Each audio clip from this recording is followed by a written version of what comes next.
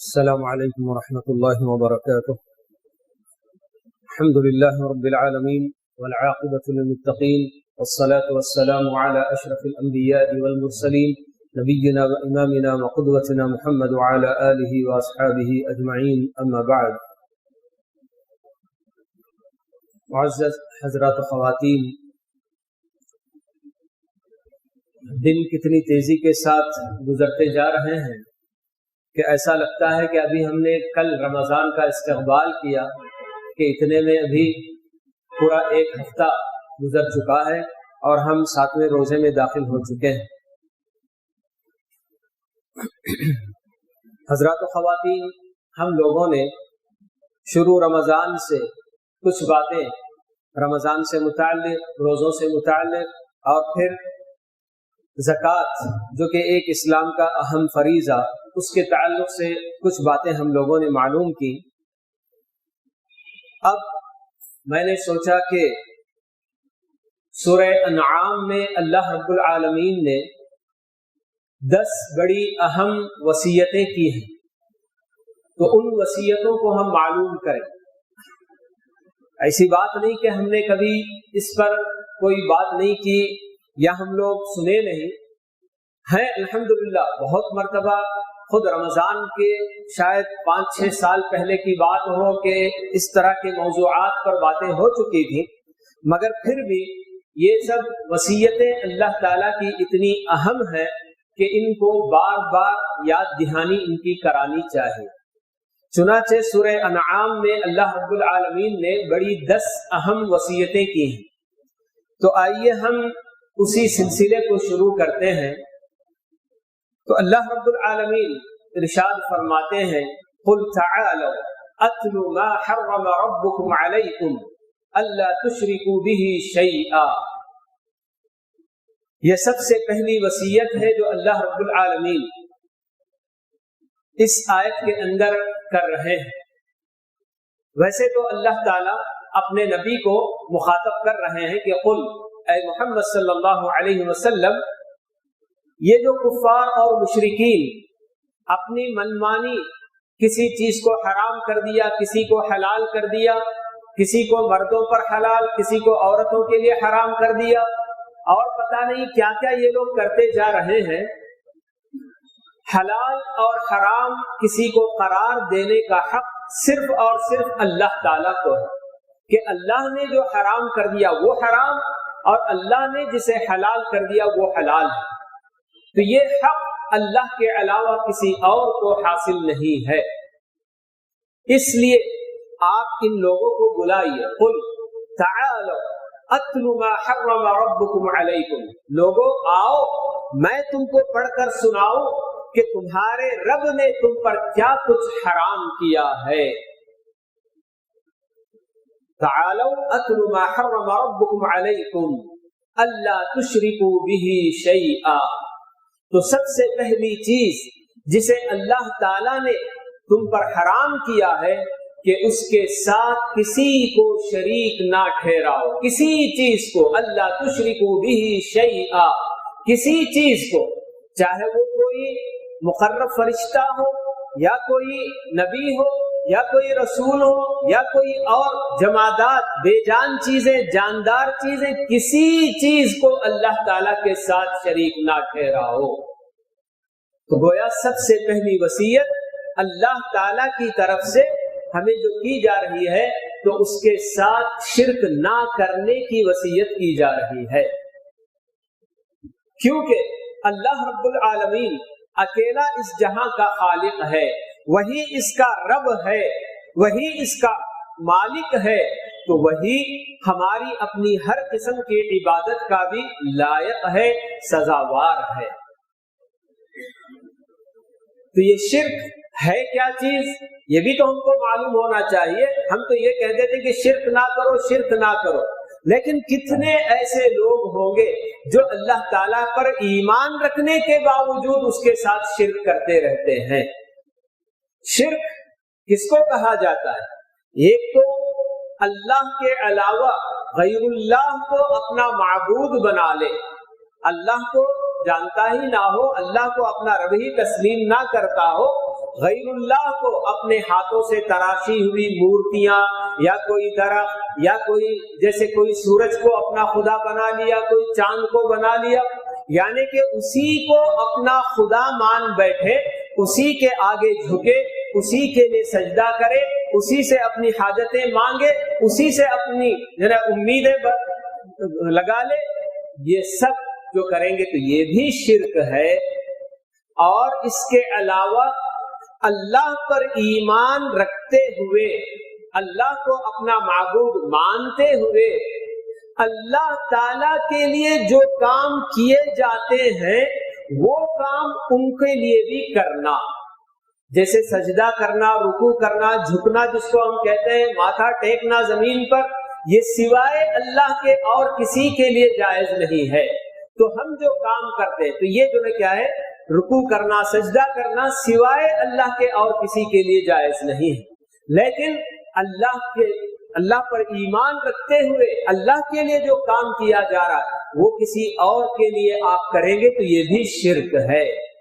جیسے محبت اللہ تعالیٰ سے ہم رکھتے ہیں، ویسی محبت اگر کسی اور سے رکھیں، یا ہم جس طرح سے اللہ تعالیٰ سے ڈرتے ہیں ویسا ڈر کسی اور سے ہم اپنے اندر رکھیں، اللہ پر جیسا بھروسہ کیا جاتا ہے ویسا بھروسہ کسی اور پر کریں، یا اللہ تعالیٰ سے جیسے مدد مانگی جاتی ہے ویسے کسی اور سے مدد مانگی جائے تو یہ سب بھی شرک میں داخل ہے۔ ہم جو کام اللہ کے لیے کرتے ہیں ان کاموں میں اللہ کے ساتھ کسی اور کو شریک کرے تو یہ بھی شرک ہے، اور ایسے کام جو صرف اللہ تعالیٰ کر سکتا ہے، اللہ کے علاوہ اور کوئی نہیں کر سکتا، ویسے کسی کام کو کسی غیر اللہ کے لیے بھی ہم ثابت کریں تو یہ بھی شرک ہے۔ جیسے پریشانیاں دور کرنا، یہ صرف اور صرف اللہ تعالیٰ کا کام ہے، اللہ کے علاوہ اور کوئی کسی کی پریشانی دور نہیں کر سکتا ہے، لیکن کوئی آدمی اللہ کے علاوہ کسی اور کے بارے میں بھی یہ عقیدہ رکھے، کسی زندہ ولی کے بارے میں یا مردہ ولی کے بارے میں یا کسی اور چیز کے بارے میں کہ یہ چیز بھی میری پریشانیاں دور کر سکتی ہیں، بیماریوں سے شفا دینا یہ صرف اللہ تعالیٰ کا کام ہے، اللہ کے علاوہ اور کسی کے بس میں نہیں کہ کسی کی بیماری سے اس کو شفا دے دے۔ لیکن کوئی آدمی اللہ کے علاوہ کسی اور کے بارے میں بھی یہ عقیدہ رکھے کہ فلاں بھی بیماریاں دور کر دیتے ہیں، ان کے پاس جانے سے بھی بیماریاں ہماری دور ہو جاتی ہیں، ہم کو شفا مل جاتی ہے، تو پھر یہ بھی عین شرک ہے۔ کسی کو اولاد سے نوازنا یہ بھی صرف اور صرف اللہ تعالیٰ کا کام ہے، لیکن کوئی اللہ کے ساتھ اس میں بھی کسی اور کو شریک کر دے تو پھر یہ بھی گناہ شرک ہے۔ تو ہم اللہ کے لیے جو کام کرتے ہیں ان کاموں میں کسی اور کو شریک کرنا، یا اللہ تعالیٰ جو کام صرف اللہ کر سکتا ہے ایسے کاموں میں کسی اور کو شریک کرنا، یہ سب شرک ہے۔ تو اللہ تعالیٰ ہمیں جو روک رہا ہے اللہ تشرکوا بہ شیئا، ہر طرح کے شرک سے اللہ تعالیٰ ہمیں روکتا ہے۔ یہ اس کا فیصلہ ہے کہ اس دنیا میں اگر کوئی بھی آدمی شرک کرتا ہوا اگر مر گیا تو اللہ تعالیٰ اسے کبھی معاف نہیں کرتا۔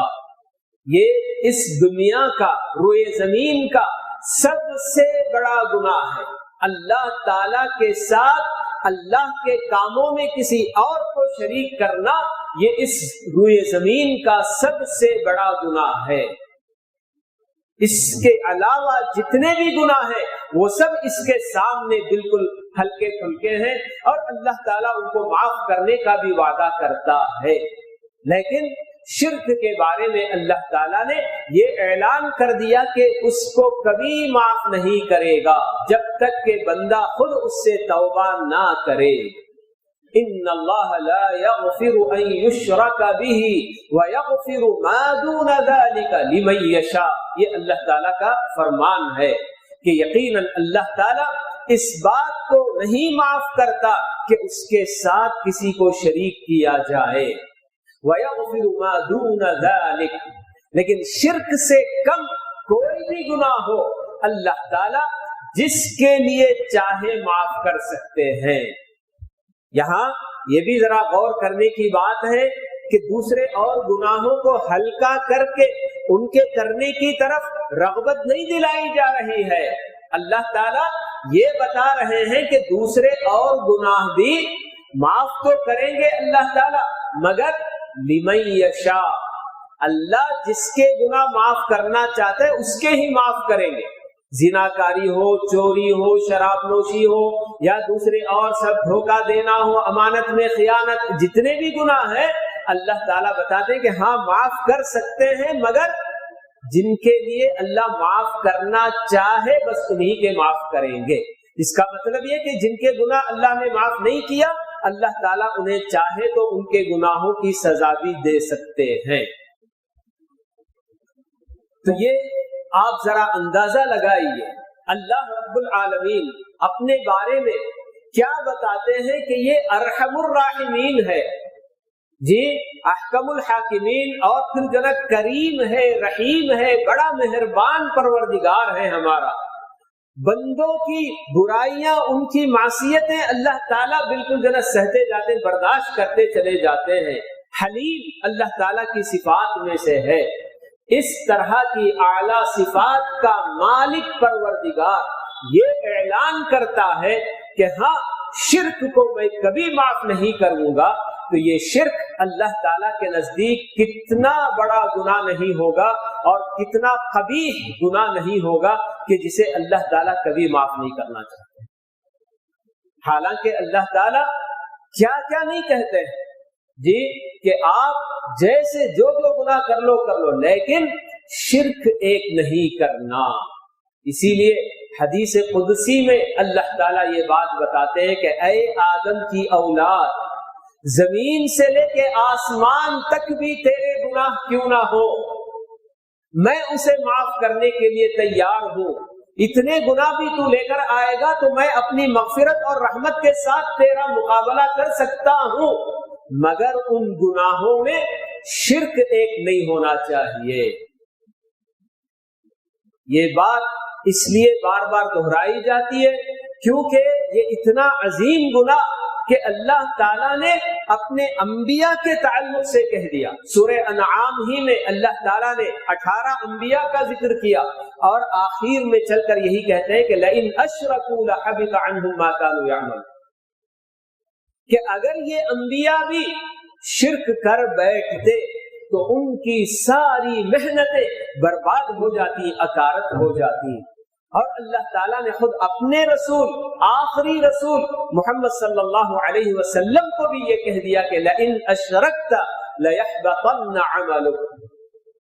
کہ اے محمد آپ نے بھی اگر شرک کر دیا تو آپ کی سارے اعمال، آپ کی ساری قربانیاں برباد ہو جائیں گی۔ تنبیہ کرنے کے لیے اگرچہ کہ یہ انبیاء اور ہمارے سید الانبیاء شرک کرنے والے نہیں، مگر اللہ تعالیٰ کے پاس یہ گناہ کتنا سنگین ہے یہ بتانے کے لیے اللہ تعالیٰ اپنے نبی کو بھی خطاب کر کے کہہ دیا کہ لئن اشرکت لیحبطن عملک، کہ اے نبی آپ نے بھی اگر شرک کر دیا تو آپ کی ساری قربانیاں، ہم جانتے ہیں کہ اللہ کے رسول صلی اللہ علیہ وسلم نے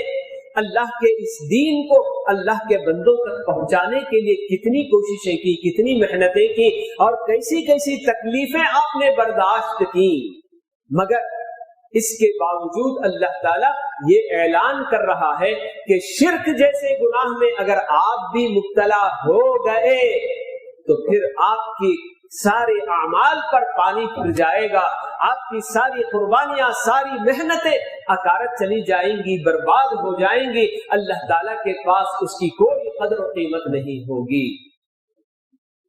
جبھی تو اللہ کے رسول صلی اللہ علیہ وسلم بار بار اپنے پروردگار سے یہ بھی دعا کرتے ہیں کہ اللہم انی اعوذ بک ان اشرک بک وانا اعلم واستغفرک لما لا اعلم، اے پروردگار، اے میرے اللہ، میں تیری پناہ میں آتا ہوں اس بات سے کہ جان بوجھ کر میں تیرے ساتھ شرک کر دوں، جانتے ہوئے तेरे साथ शिर्क करूं, इससे मैं तेरी पनाह में आता हूं, तू मुझे बचा ले।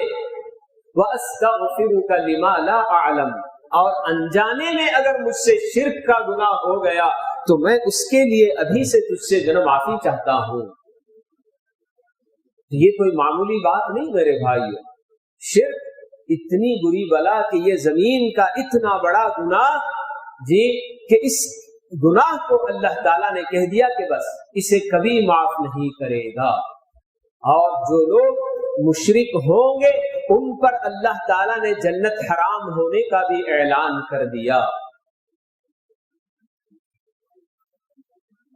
जैसे सूरह निसा में या सूरह माइदा में अल्लाह ताला जो है ये बात जो है बताते हैं जी कि जो बंदे शिर्क करेंगे तो अल्लाह ताला उन पर जन्नत को हराम कर देगा। फ़क़द हर्रमल्लाहु अलैहिल जन्नह व मअवाहुन नार, और उसका ठिकाना बिल्कुल जहन्नम है। जहन्नम उसका ठिकाना हमेशा के लिए। आप अंदाजा लगा लीजिए कि थोड़े वक्त के लिए भी अगर बंदा जहन्नम की आग में झोंका जाएगा तो वो बर्दाश्त नहीं कर पाएगा, क्योंकि जहन्नम की आग यहाँ की दुनिया की आग से भी 70 गुना ज्यादा तपिश रखने वाली जना आग है। उसकी तमाज़त, उसकी तेजी दुनिया की आग से भी 70 गुना बढ़कर है। तो उस आग में अगर आदमी को झोंका जाए तो फिर क्या बचेगा? मगर अल्लाह ताला ने यह फैसला कर लिया कि इन्नहु मन युश्रिक बिल्लाहि फ़क़द हर्रमल्लाहु अलैहिल जन्नह व मअवाहुन नार, कि जो बंदा अल्लाह के साथ शिर्क करेगा तो अल्लाह ताला ने उस पर जन्नत को हमेशा के लिए हराम कर दिया और उसका ठिकाना हमेशा हमेशा के लिए जहन्नम ही होगा। तो ये कितना संगीन गुनाह है। इसीलिए अल्लाह के रसूल सल्लल्लाहु अलैहि वसल्लम ने भी अपनी उम्मत को नसीहतें की, बार बार समझाया। बड़े बड़े गुनाहों का जहां आप तज़किरा किया तो आपसे जब पूछा गया अय्यु ज़म्बि अअज़म, अल्लाह के रसूल सल्लल्लाहु अलैहि वसल्लम कौन सा गुनाह सबसे बड़ा है, तो आपने यही बताया कि अन तजअल लिल्लाहि निद्दन व हुवा खलक़का। सबसे बड़ा गुनाह यही है कि तुम अल्लाह के लिए कोई और शरीक बना दो, हालांकि उसी ने तुमको वजूद बख्शा, तुम्हें पैदा किया। कि अल्लाह ताला की ये नेमत इस दुनिया में आने की अल्लाह ने चाहा तो तुम आए हो, अगर अल्लाह नहीं चाहता तो तुम्हारा वजूद ही नहीं होता। तो अल्लाह ताला ने तुम्हें पैदा किया और उसका सिला तुम ये दो कि अल्लाह ताला के साथ किसी और को उसकी इबादतों में, उसकी रुबूबियत में शरीक कर लो, तो ये जो है सबसे बड़ा गुनाह है। तो अल्लाह ताला की बंदगी और अल्लाह ताला की रुबूबियत, इन सब में किसी को अल्लाह के साथ शरीक नहीं करना चाहिए। मगर अल्लाह ताला जैसे कि बताते हैं वमा युमिनु अक्सरुहुम बिल्लाहि इल्ला वहुम मुशरिकून, कि बहुत सारे ऐसे बंदे हैं जो अल्लाह ताला के ऊपर ईमान भी रखते हैं मगर साथ ही साथ शिर्क में भी मुब्तला होते हैं। ये वही बंदे कि जिनके बारे में हम जानते हैं कि ये अल्लाह ताला पर ईमान भी रखते हैं मगर ऐसे ऐसे काम जैसे कि कब्रों की जियारतें करना, कब्र के वली से जाकर उम्मीदें लगाना, उनसे अपनी बीमारियों की शिफा मांगना, उनसे अपनी जरूरतें और हाजतें पेश करके उनका हल मांगना, परेशानियों से नजात के लिए उनसे जाकर दुआ करना, तो ये सब काम करते हुए भी लोग समझते हैं कि हम मुमिन हैं, हम मुस्लिम हैं। नहीं मेरे भाइयों, जो लोग अल्लाह ताला के किसी भी काम में अल्लाह के अलावा किसी और को शरीक कर लेंगे, समझ लीजिए कि वो मोमिन नहीं हो सकते जब तक कि वो उससे तौबा ना कर ले। आज कई मुसलमानों की जी कलाइयों में हम काली डोरियां देखते हैं। ये भी अजीब मामला के दुनिया क्या क्या तरक्की करती जा रही है, मगर नजरे बद से बचने के लिए और परेशानियों से बचने करने के लिए आज भी अगर आदमी अकीदा रखता है तो वो डोरी काली ही होनी चाहिए। गोया काली डोरी के अंदर یہ طاقت ہے کہ وہ مجھے بیماریوں سے بچا لے گی، وہ مجھے کسی کی نظر بد سے بچا لے گی، وہ مجھ پر آنے والی پریشانیوں سے بچا لے گی، یہ عقیدہ اگر بندہ اس طرح سے ایک کالی ڈوری میں بھی رکھ لیا تو وہ بھی مشرک ہو گیا۔ تو یہ سب ہمارے اپنے لیے جی ان سب کی جانکاری بہت ضروری ہے۔ ہم لوگ اللہ رب العالمین کا شکر و احسان ہے کہ ہم اگر شرک سے بچے ہوئے ہیں، مگر ہمارے اپنے گھرانوں میں، ہمارے اپنے رشتہ داروں میں ہمیں غور کرنا چاہیے، دیکھنا چاہیے کہ کون ہے جو اس طرح کے کام کر رہے ہیں، اللہ تعالیٰ پر ایمان بھی رکھ رہے ہیں، مسلمان بھی اپنے آپ کو کہہ رہے ہیں، مگر اس کے باوجود چاہے وہ کلائی میں ہو، پیر میں ہو، کمر میں ہو، کہیں نہ کہیں ڈوریاں باندھ کر ان میں عقیدہ رکھتے ہیں کہ یہ ڈوریاں بھی ہماری حفاظت کرتی ہیں۔ یا پھر اسی طرح جن گھرانوں میں ان کے اپنے رشتہ دار قبروں کی زیارتوں پر جاتے ہیں، بہت سارے لوگ ہیں میرے بھائیوں، ایسی ایسی باتیں سننے میں آتی ہیں، کہتے ہیں کہ کعبۃ اللہ جانا یہ بڑا حج ہے اور اجمیر شریف جانا یہ چھوٹا حج ہے۔ نعوذ باللہ۔ اجمیر شریف، ایک تو سب سے پہلے اس کو شریف بنا دیا انہوں نے جی، اور ساتھ میں یہ بھی کہتے ہیں کہ ہاں اجمیر شریف کو جانا یہ چھوٹا حج ہے، بڑے فخر سے کہتے ہیں ہمارا چھوٹا حج ہو گیا، ابھی بڑا حج ہونا باقی ہے، فخر کرتے ہیں اس طرح کے کام کر کے۔ تو یہ بہرحال سب سے پہلی وصیت اللہ رب العالمین کی ہم دنیا والے بندوں کے لیے یہی ہے کہ اللہ تشرکوا بہ شیئا، کہ اللہ تعالیٰ کے ساتھ کسی چیز کو بھی شریک نہیں کرنا، نہ کسی ملک مرسل کو، نہ کسی نبی مرسل کو، نہ کسی ملک مقرب فرشتہ ہو، یا کوئی نبی مرسل ہو، یا کوئی ولی ہو، کوئی نیک آدمی ہو، کوئی بھی ہو، یا پھر دوسری اور جو چیزیں بے جان چیزیں، جمادات جن کو ہم کہتے ہیں، کسی بھی چیز کو اللہ تعالیٰ کے ساتھ اگر شرک کر دیا کوئی بندہ، تو جب تک اس سے وہ توبہ نہیں کرے گا اللہ تعالیٰ اسے ہرگز معاف نہیں کرے گا۔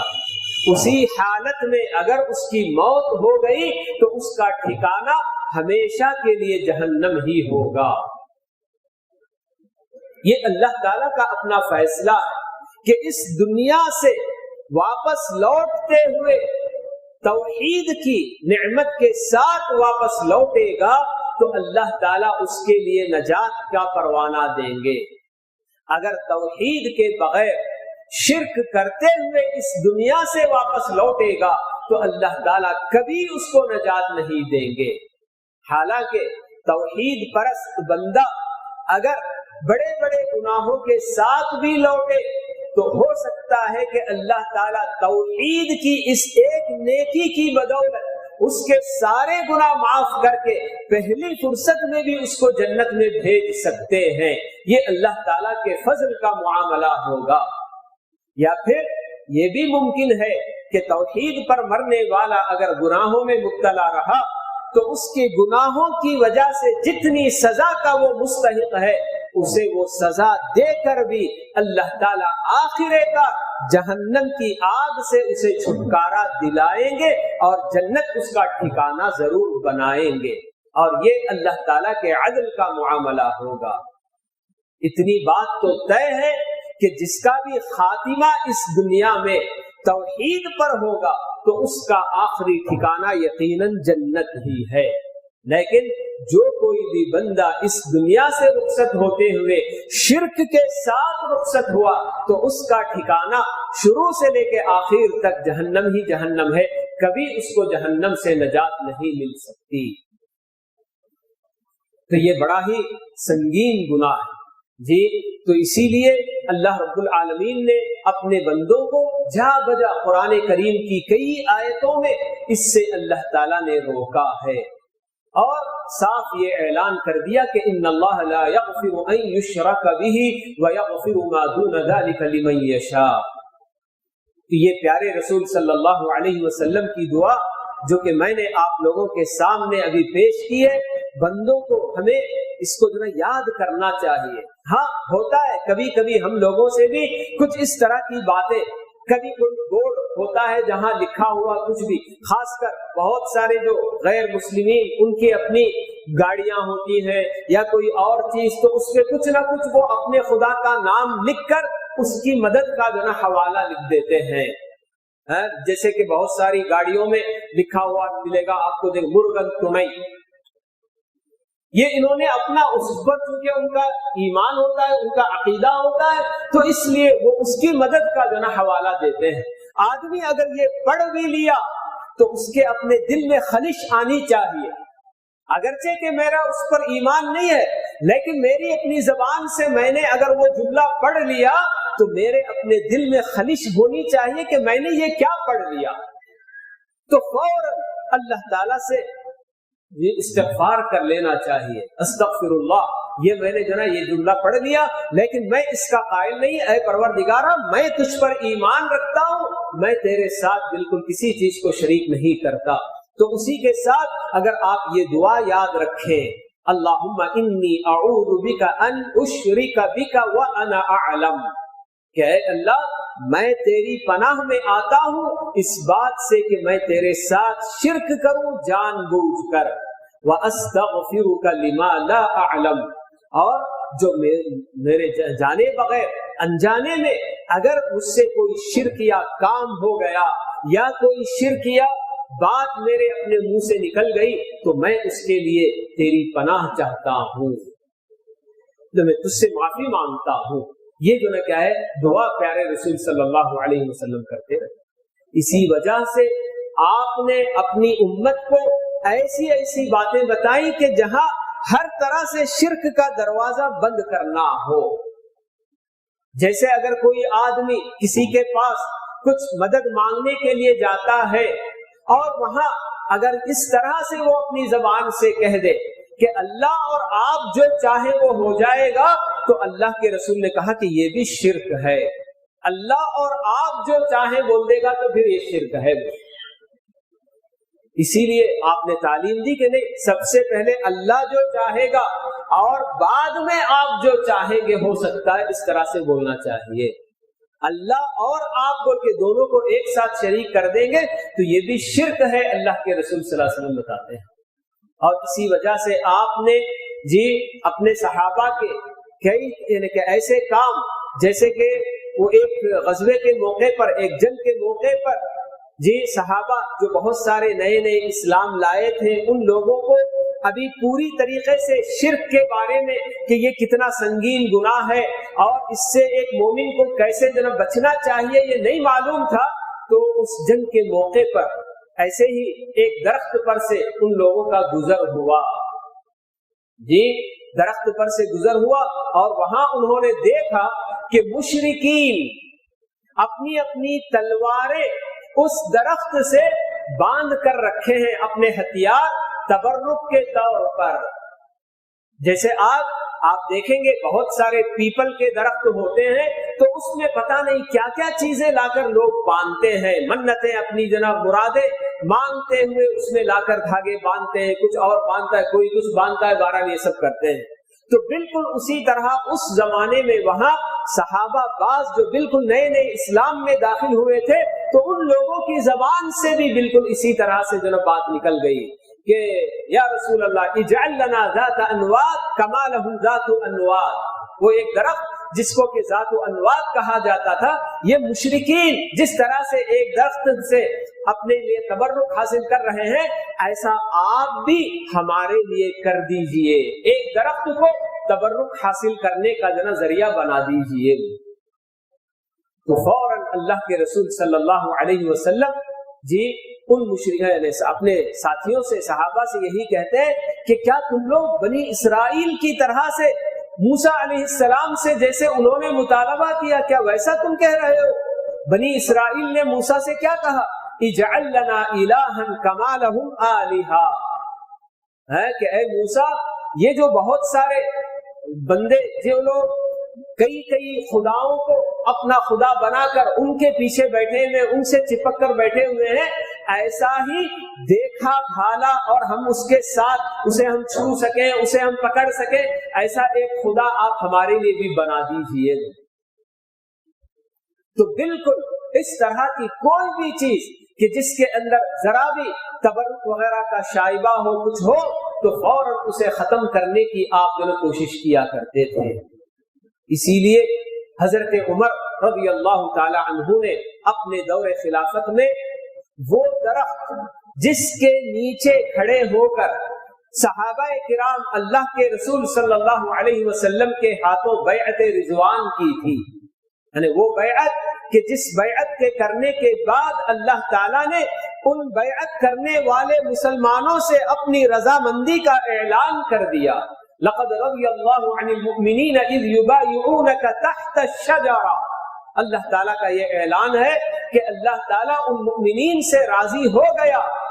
جو درخت کے نیچے آپ کے ہاتھوں بیعت کر رہے تھے۔ تو اس درخت کے کوئی حقیقت نہیں تھی، لیکن جب حضرت عمر کو پتا چلا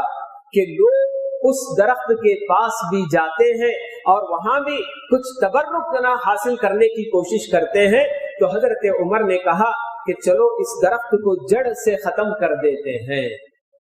بالکل کچھ نہیں، وہ درخت ہی نہ رہے۔ جیسے کہ کہا جاتا ہے مثل میں، نہ رہے بانس نہ بجے بانسری، تو بالکل اسی طرح سے وہ درخت ہی نہ ہو تاکہ لوگ اس کے بعد اس کے قریب بھی نہ جائیں اور اس کی تلاش میں نہ جائیں اور اس سے جا کر کوئی تبرک وغیرہ حاصل نہ کریں۔ تو یہ سب ہمارے اپنے لیے جی ایسی باتیں ہیں کہ ہر طرح سے شرک کس کس میں ہو سکتا ہے ہمیں معلوم کر لینا چاہیے۔ جی بنیادی طور پر آپ کے سامنے یہ قاعدہ بتا دیا گیا کہ ہم جو کام اللہ کے لیے کرتے ہیں، ایسے کام میں کسی غیر اللہ کو شریک کریں، یا اللہ تعالیٰ صرف جو کام کر سکتا ہے اللہ کے علاوہ اور کوئی نہیں کر سکتا، اس کام میں بھی اللہ کے ساتھ کسی اور کو شریک کرے تو یہ سب شرک ہو جائے گا۔ تو اس لیے جی اس گناہ سے ہمیشہ اپنے آپ کو بچائے رکھنے کے لیے اللہ تعالیٰ سے برابر دعا کرتے رہنا چاہیے۔ اللہم انی اعوذ بک من الشرک، یہ بھی برابر جو ہم کو دعا کرتے رہنا چاہیے کہ اے اللہ تیرے ساتھ شرک کر بیٹھوں اس سے میں تیری پناہ میں آتا ہوں، بار بار یہ جو دعا کرتے رہنا چاہیے۔ تو یہ سب سے پہلی وصیت ہے جو اللہ رب العالمین نے اس آیت کے اندر کی ہے۔ آگے مزید اور بھی بہت ساری وصیتیں ہیں۔ دوسری وصیت والدین کے ساتھ حسن سلوک کرنے کے تعلق سے ہے کہ جو انشاءاللہ کل باذن اللہ ہم لوگ تفصیل سے اس کے تعلق سے باتیں معلوم کریں گے۔ تو اللہ تعالیٰ سے دعا ہے کہ اللہ رب العالمین ہم تمام مسلمانوں کو شرک جیسے اس دنیا کے عظیم ترین گناہ سے اللہ تعالیٰ ہم سب کی حفاظت فرمائے، اور جو بندے اللہ پر ایمان رکھتے ہوئے بھی اس شرک جیسے جی گناہ میں مبتلا ہے، اللہ تعالیٰ ان سب کو نیک ہدایت دے اور انہیں اپنے شرک سے توبہ کرنے کی اللہ تعالیٰ توفیق نصیب فرمائے۔ آمین وآخر دعوانا ان الحمد للہ رب العالمین وصلی اللہ وسلم علی نبینا محمد وعلی آلہ واصحابہ اجمعین۔